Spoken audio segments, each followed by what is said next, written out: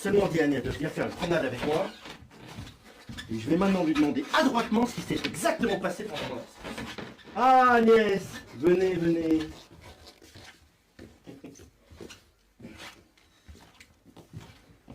Quelle belle promenade. Oui, très belle. Et les temps magnifiques, hein. Tout à fait. Alors Agnès, que s'est-il passé ici pendant mon absence? La petite chatte est morte. Comment ça? Ah oui, c'est bien triste, bien sûr, bien sûr. Mais enfin Agnès, nous sommes tous mortels, c'est la vie. C'est la vie. Mais quand j'étais à la campagne, Quoi? a-t-il plu? Non. Avez-vous trouvé le temps long? Bon, non. Je ne m'ennuie jamais. Et qu'avez-vous donc fait ces 10 derniers jours? 6 chemises, je pense. Ainsi que 6 caleçons. Ah Agnès, voyez comme les gens sont médisants. On m'a assuré qu'un jeune homme était venu ici en mon absence, que vous aviez accepté de le voir et de lui parler.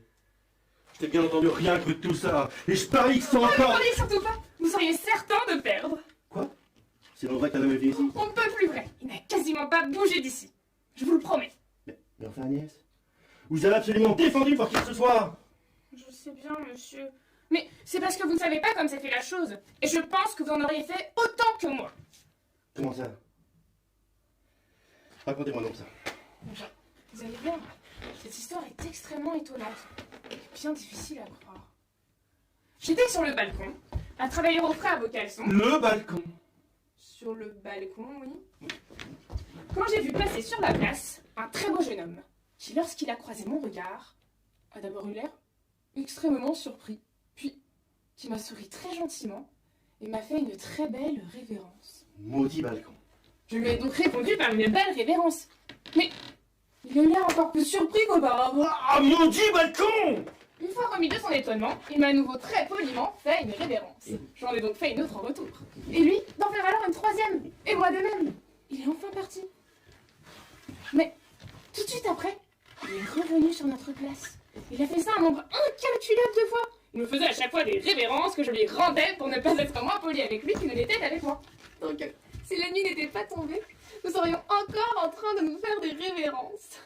Bon, j'ai bien compris. Racontez-moi plutôt la suite. Eh bien, vous allez voir, la suite est encore plus étrange. Le lendemain, alors que j'étais sur le pas de notre porte, une vieille femme m'a abordée et m'a dit: Mademoiselle, je vous souhaite d'être toujours aussi ravissante qu'aujourd'hui. Mais le bon Dieu ne vous a certainement pas donné une beauté aussi remarquable pour en faire un mauvais usage. Je dois vous dire qu'hier, vous avez blessé un cœur qui est aujourd'hui obligé de s'en plaindre. Entre mes deux du diable. Moi, j'ai blessé quelqu'un? Absolument, et pas qu'un peu. Hein.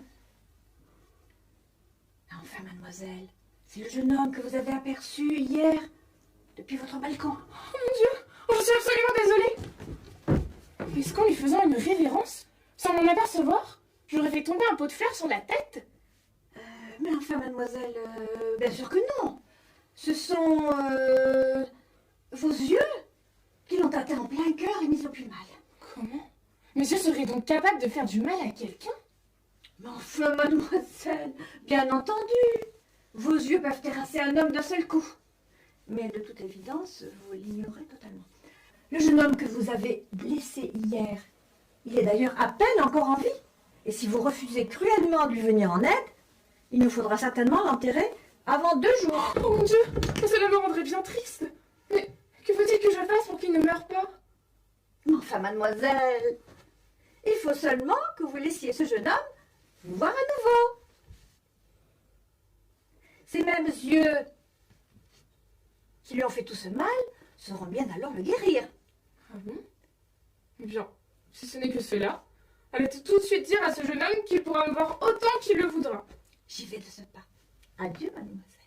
Maudite sorcière. Puisse l'enfer te récompenser de tes manigances. Voilà donc comment ce jeune homme a pu me voir et comment je l'ai guéri. Ne convenez-vous pas que j'ai eu raison d'agir de la sorte? Je ne pouvais quand même pas le laisser mourir. Moi qui compatis tant à la souffrance des autres et qui pleure à chaque fois que l'on tue un poulet. Oh là là, tout est la faute de ce maudit balcon et de mon imprudence ce jour à la campagne. Je n'aurais jamais dû laisser Agnès à la merci de ces ignobles séducteurs.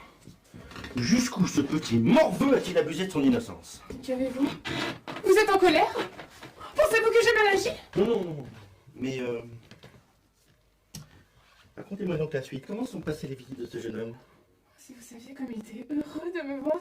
Sa guérison a été miraculeuse, immédiate. Il m'a offert un beau coffret à bijoux. Il a donné de l'argent à Alain et Georgette. Quand vous le connaîtrez, vous aussi vous l'aimerez. Sans doute, sans doute. Mais que faisait-il quand il était seul avec vous? Il me disait qu'il m'aimait, qu'il m'aimerait toujours. Et d'autres choses adorables qui m'ont touché au plus profond de moi. Et qui, à chaque fois que j'y repense, remue un petit... je ne sais quoi, qui me laisse totalement bouleversée. Oh, l'horrible autopsie où c'est le chirurgien qui ressent chacune de ses incisions. Bien, bien, mais en dehors de ces amabilités, ne vous faisait-il pas également quelques caresses? Oh, non! Il n'arrêtait pas de me baiser. Comment ça? Je vous le promets. Il me prenait sans cesse les mains, les bras. Et Quoi? vous a-t-il pris autre chose? Oui, en effet. Il m'a pris le... Quoi donc? Je n'ose pas vous le dire, monsieur.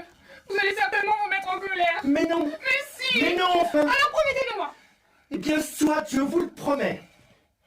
Il m'a pris le... Non, vous vous mettrez quand même en colère. Mais non! Mais si! Bon, vous avez fait assez de mystère comme ça, mademoiselle. Dites-nous maintenant ce que ce jeune homme vous a pris. Et vite! Je vais crever. Il m'a pris le portrait. Le portrait. Celui que vous avez fait faire de moi. Votre portrait. Moi j'ai bien essayé de l'en dissuader.